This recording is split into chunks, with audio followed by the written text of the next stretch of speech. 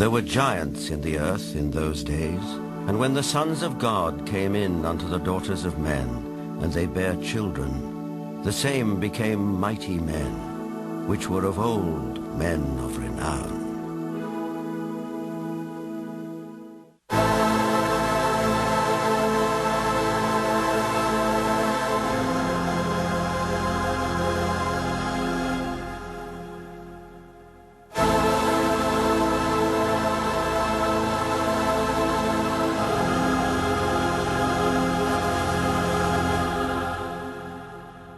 The Maya and Incas of South America believed a race of giants existed on Earth before the Great Flood. So did many other ancient civilizations. Some took them for gods, others left likenesses of them in stone or wrote about them in their histories. The Greeks and Romans told of blood falling from heaven and landing in the lap of the earth goddess Gaia, who gave birth to the Titans, a race of fearsome giants.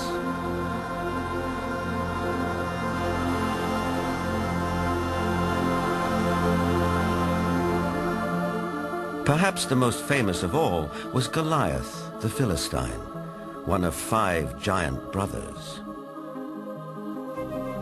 Vendell Jones is an archaeologist with a style of his own. He spent a lifetime tracking down Goliath and the Ark of the Covenant, with which the Jewish holy book of the Midrash tells us the giant made off. Goliath thrashed his way through the Israeli soldiers, ran over and scooped the ark up on his shoulder, slew Pinchas and Hophe, and took the ark back to the camp of the Philistines. It was in this field, 15 miles southwest of present-day Jerusalem, that legend says Goliath was finally slain. Not by a giant warrior like himself, but by a puny boy, David, who, as this 9th century BC tablet indicates, would later become king of the Israelites. The spiral-shaped Gilgal Rephaim is situated in the Golan Heights, 50 miles from Damascus.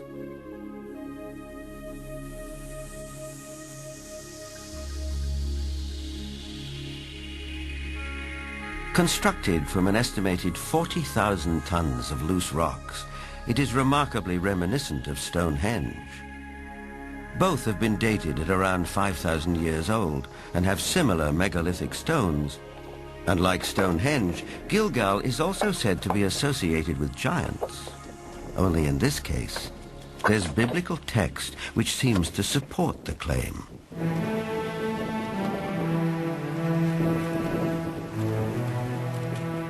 Israeli archaeologist Daniel Herman is investigating the newly opened grave. This is a tomb of someone, obviously a very powerful man. Look at the size of the stone slabs used. This must have taken an enormous amount of time and effort to construct.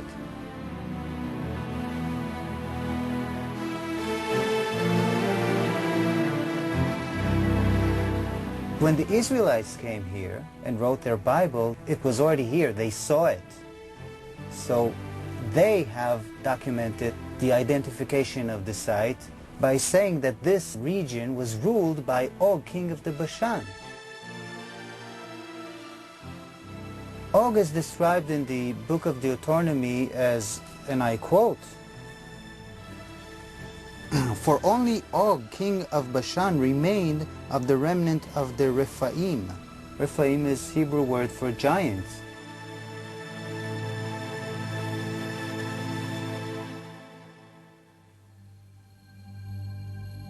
In Lebanon, 44 miles from Beirut, are the imposing ruins of Baalbek.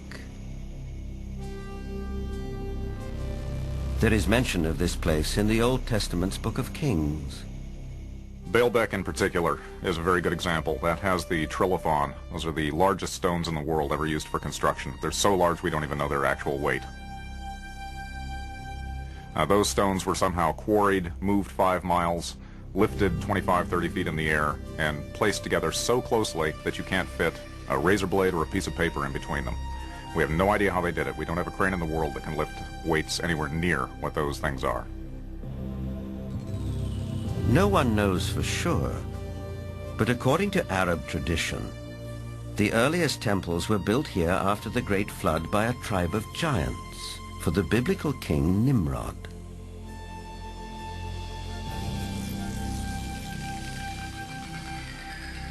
But what exactly do we mean by the word giant? Bloodthirsty monsters like the one-eyed Cyclops of Homer's Odyssey? Or the fee-fi-fo-fum ogres of children's fairy tales? Or could it also include peaceable giants? The tribe, for instance, are very large.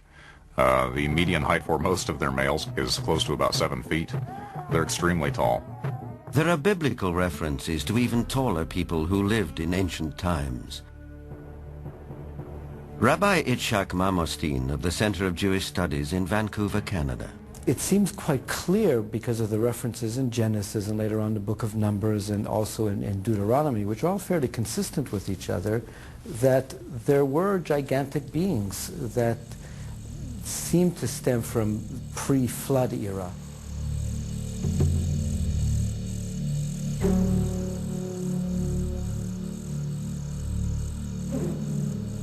Is it possible that environmental conditions of past ages favored the development of giants?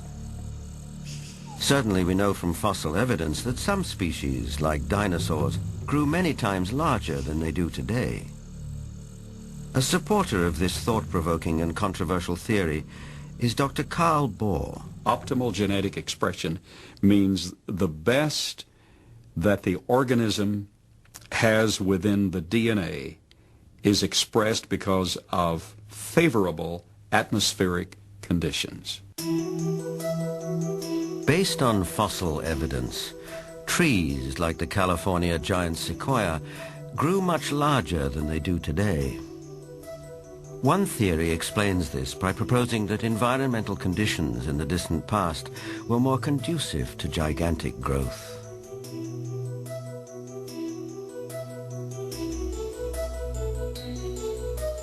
Under these described conditions, plants and animals would live longer, be much larger, and that's precisely what we find in the geologic column in the fossil record.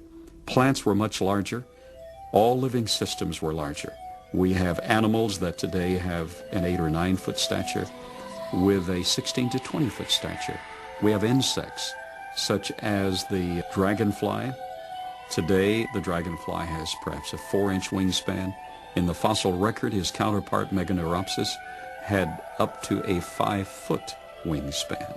Everything was larger in the past. I'm of the opinion that under better atmospheric conditions, people were living not only longer, but they were taller, much taller.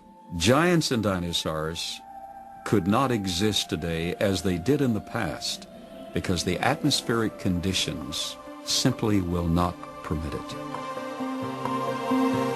We had a greater ozone layer at the time prior to the flood. At the time of the flood, it was diminished to about 1/7 what it was at that time, and therefore, life on this earth as we know it no longer has the same life expectancy as it did at the time of the flood. A thinning of the ozone layer means less protection from the ionizing radiation from space, and less protection for plants and animals. Being interested in Earth's original conditions, after 35 years of research on those parameters, I've attempted to reconstruct that context.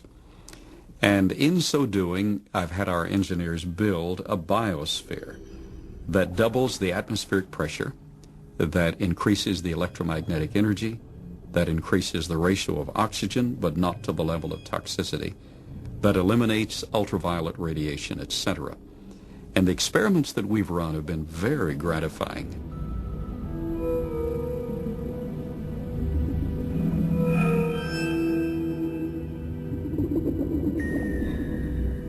In our controlled scientific experiment, we have measured the effects of a pulsed electromagnetic field on biological systems. We have these pacu piranha fish that normally at 3.5 years of age are about this size under optimal conditions. Yet we have them now in excess of 20 inches, weighing just under 5 pounds each. Under these controlled conditions, we have succeeded in producing giantism at an accelerated rate.